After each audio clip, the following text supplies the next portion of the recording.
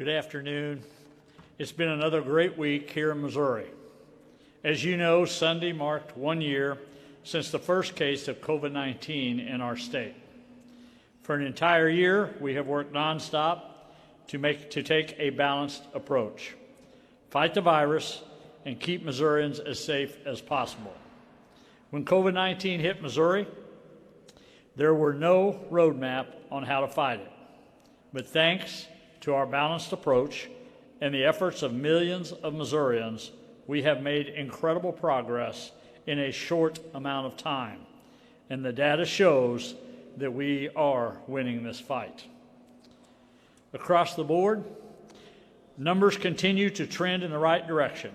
Missouri is still leading the nation at second lowest of average daily cases. Our 7-day positivity is 4.5, and hospitalizations have dropped below 900. Our healthcare system continues to feel relief as cases rates decline and the vaccine impact kicks in. On the economic front, consumer spending has returned to pre-COVID levels, and the Missouri unemployment rate as of January was 4.3%. Missouri also remains among the top states for total economic recovery, with 70% of jobs recovered. Second in the United States for apprenticeship programs. 11th in the United States for site selections. 5th in the nation for fully in-classroom learning. And we are 10th overall in economic recovery. Missouri is moving forward. We are encouraged not only by declining virus activity, but also by increasing vaccine progress. To date, Missouri providers have administered more than 1.6 million total doses of COVID-19 vaccine to Missourians across the state. Nearly 1.1 million, or 17.5% of Missourians, have received an initial vaccine dose, including approximately half of all Missourians aged 65 and older. More than 580,000 Missourians have fully been vaccinated, and these numbers will only continue to increase with the activation of Phase 1B, Tier 3 on Monday. When we announced the activation of Tier 3, we also said that we expected to activate Phase 2 within 45 days of March the 15th. With vaccine supplies continuing to increase each week, we are well ahead of schedule and look to be on track to activate Phase 2 within the next few weeks.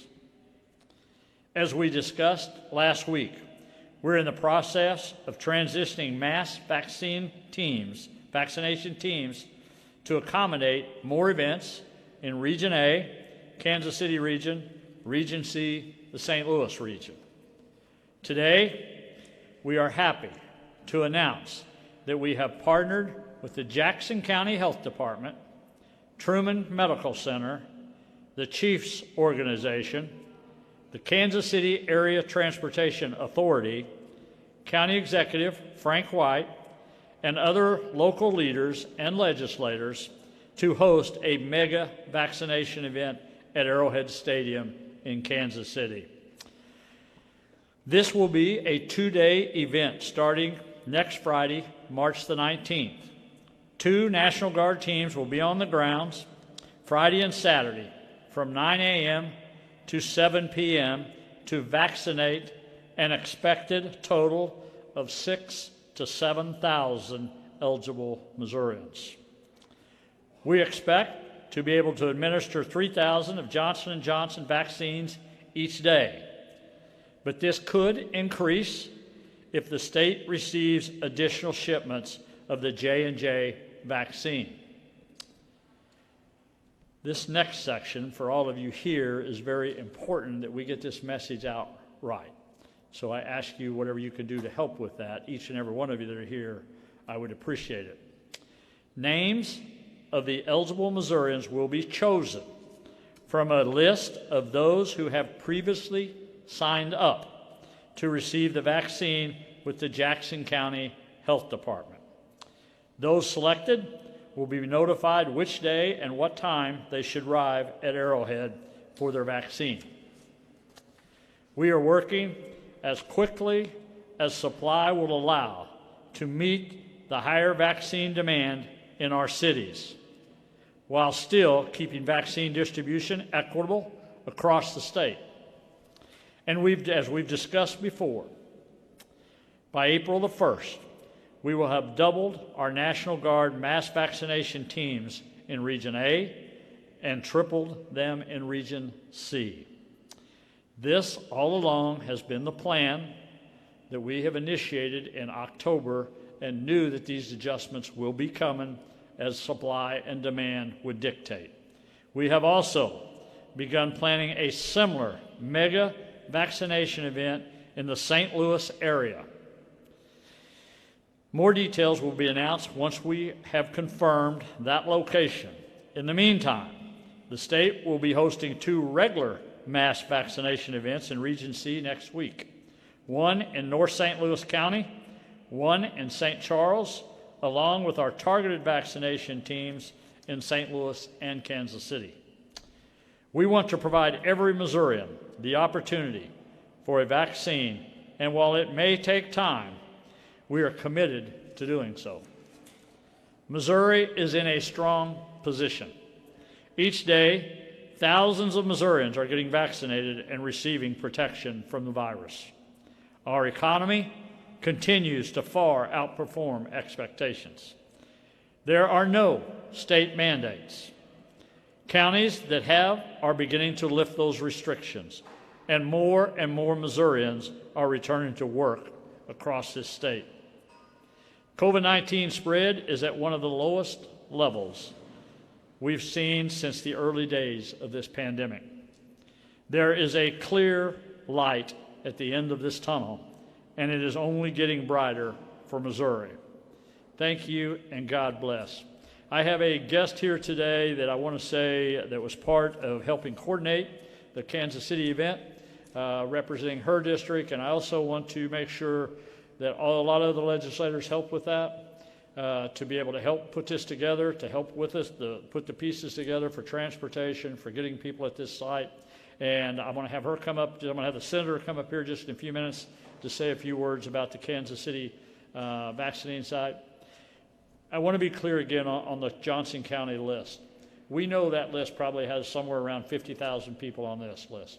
What we're trying to do is get these lists cleaned up as much as we can. That also allows more people for them to be able to vaccinate in their terms, but we're just trying to relieve some of the pressure off those lists that they have there. So, Barbara, you want to come and say a few words?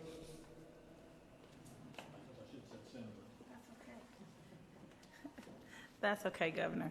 On behalf of the members of the District 9, where I reside in Jackson County, we appreciate this effort to work with the Governor's office to vaccinate approximately 6,000 to 7,000 of our most needed people. The list actually in Jackson County extends over 100,000 people.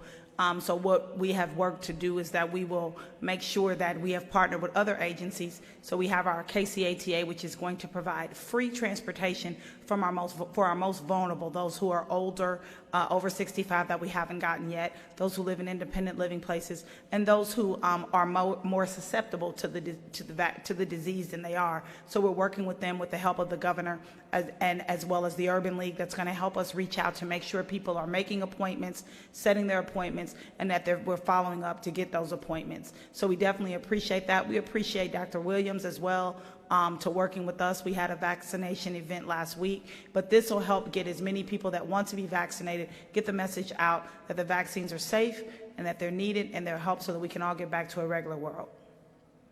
Thank you.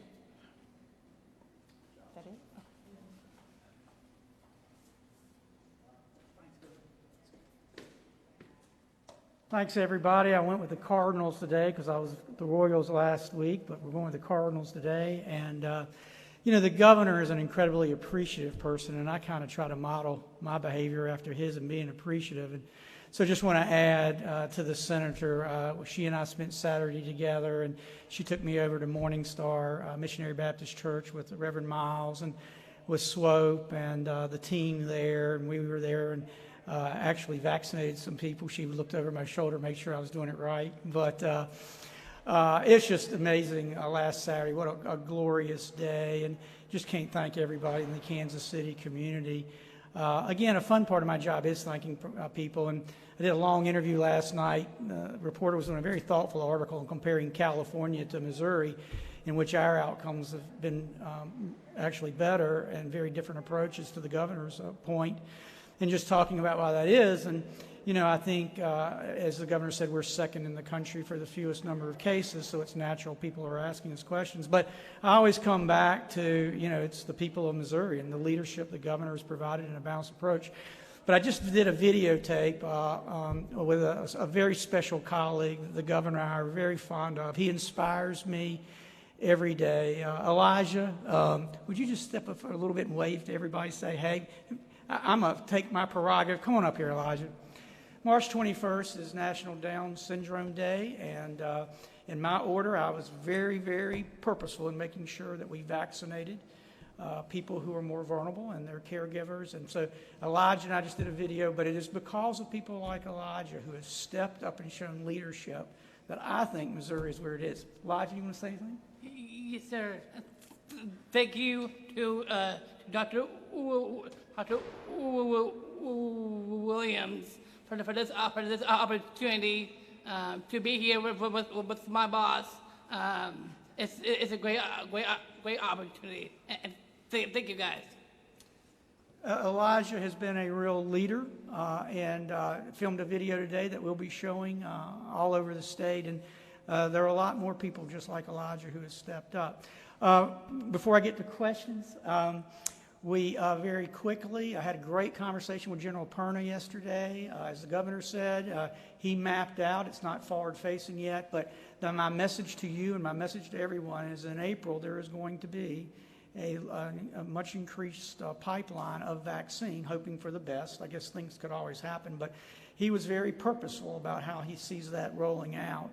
And so we're incredibly excited about that. Incredibly excited about the CDC guidelines that came out Monday, giving people who've been vaccinated more ability to do things. And so that's just one more reason we would encourage people to get vaccinated. So Kelly, if you want me to answer any questions?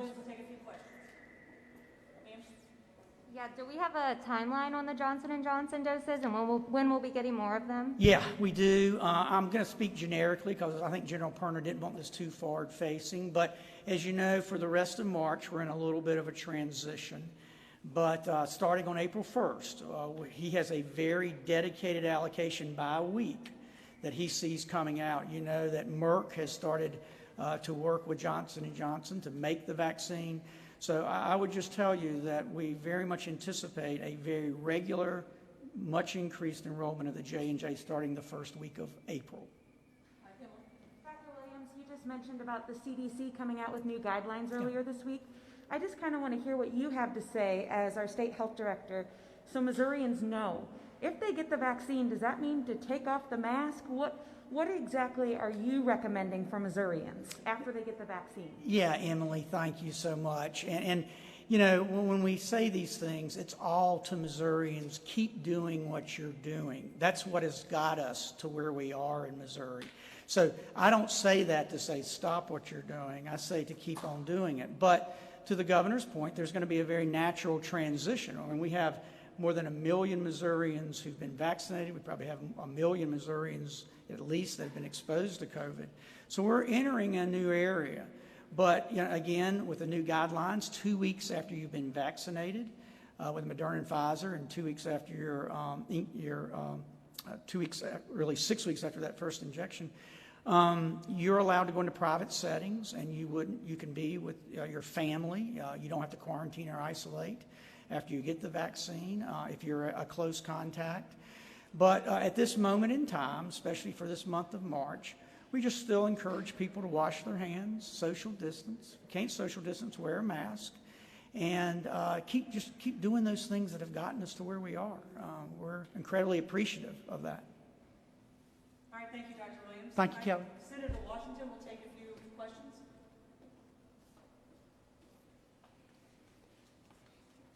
If anybody has questions.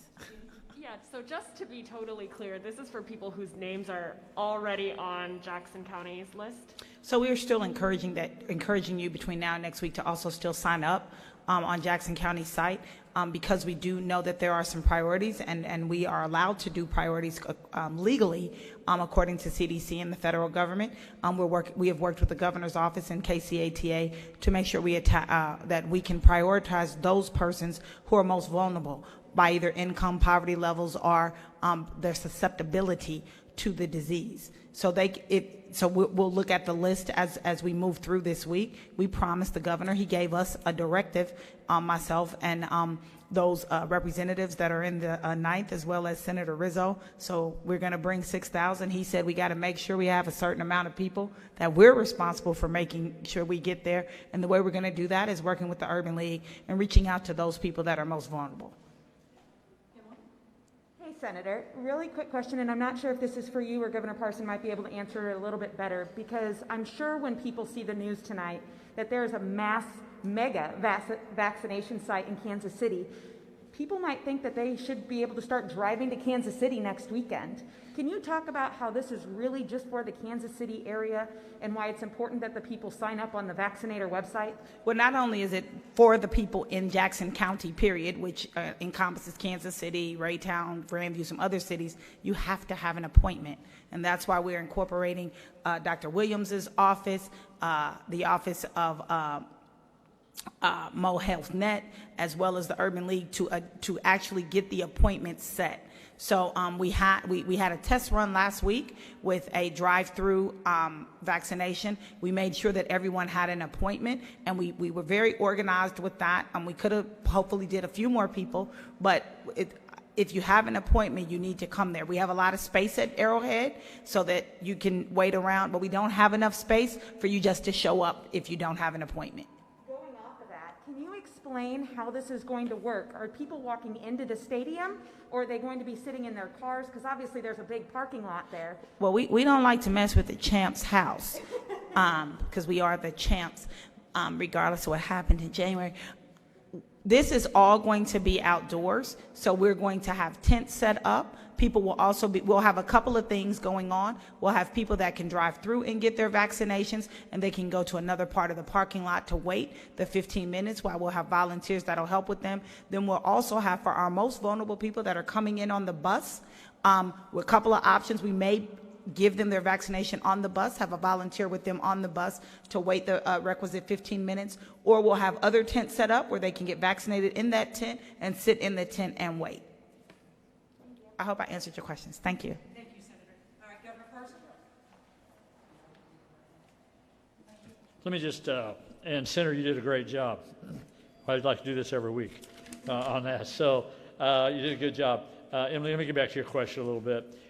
Still a lot of the details are in the planning process, but everything the Senator said was correctly. This list has already been formed in that county. So, but we also, what she said is correct, we want people to sign up because that's going to vacate 6,000 to 7,000 slots on that list. So we want people to keep signing up for that list to administer that. And it will be on Arrowhead parking lot. So it will not be in the stadium. So we'll be set outside with the guard. And again, we know there'll be bus traffic there. We know there could be other means of people getting there. And we're preparing for that as we speak today and the next week. And I want to thank, again, the Senator and her colleagues up there in Kansas City for really kind of helping with this transportation issue. And I think more importantly, the one thing that's always a concern for me is how are we really reaching these people? And as you guys have asked me questions before, if they don't have the internet, if they don't have an iPhone, how do we get them? That's exactly the plan we're putting in place that the Senator and her colleagues are helping with to make sure we get those people an opportunity to have vaccine on that. All right. Kurt? Hey, are you considering running for the Senate seat being vacated by Senator Blunt? Yeah, I'm considered running homes. What I am one of these days where I'm going. Look, I've been pretty open about that the entire time. There's going to be plenty of people who want that job. You know, from day one, I'm blessed every day to be the governor of the state of Missouri. My career will end in this office as a political career. I'm fine. So you got to put up with me for 4 years. Or I got to put up with you. I don't know how that's going to say. Both the Senate and the House passed Wayfair bills today. What would you want from a completed version if it made it to your desk, and why is it important? Well, you know, I don't know what that final version looks like, but I'm just thankful they passed it in some form, some fashion.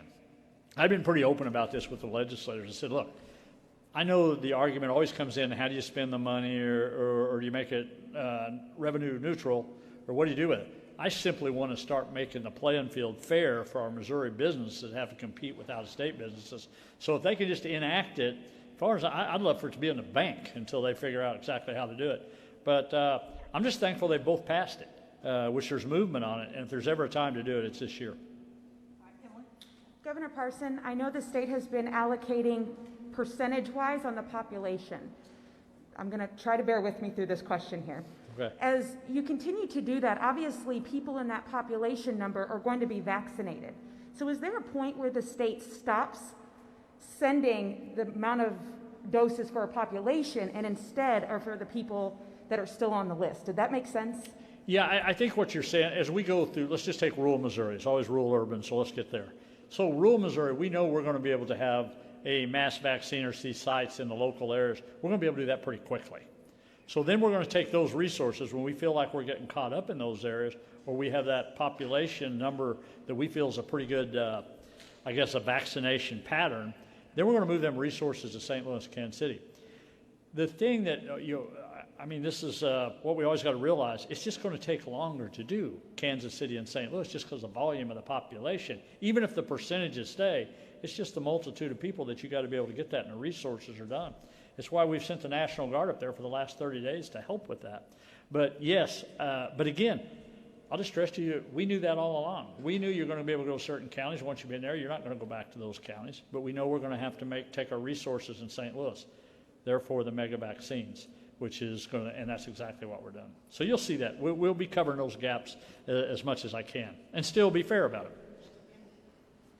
As you know, we've been hearing reports of people having to travel a couple hours to get the vaccine, especially from urban areas. I was just wondering, with your adjustments to the distribution plan, is there a time frame for when you'd expect that to stop and people to be able to stay closer to home? Well, we wish that was going on now. I mean, if you stay in those areas, because if you move around, look, we want everybody to get a shot. So if you want to drive 3 hours, we want you to get a shot. But you also have to keep in mind that's vaccine from somewhere else. And as I said, some reporters the other day, so that also, honestly, if you get a lot of people coming from one region going to other region, their percentages actually go up in their regions. If they're going outside there getting vaccinations in other parts of the state, they're actually, and that doesn't show up as being vaccinated in those regions. Look, this vaccination plan's working. I get it being frustrating. I get people thinking they're short of vaccine or they want more. We want more vaccine. But the point of it is this is working. We're vaccinating people every day. By the end of this month, I think there's going to be a big shift in where this is at. And if things go according to plan, and if we can start doing 250 to 300,000 doses a week, that's over 1 million people by the end of April. And plus the 1.5 we've already done. And we're figuring somewhere over 50% of the people will take the vaccine. You're getting pretty close to the point where I guess I want to say we'll somewhat be out of the business of this vaccinate, and people are going to be able to go to a pharmacy, a health clinic, or somewhere and get a vaccine. That's the end game of where we're headed. I will take one more question. All right, Governor. All right. Thanks a lot. Thanks, everybody. Elijah, congratulations.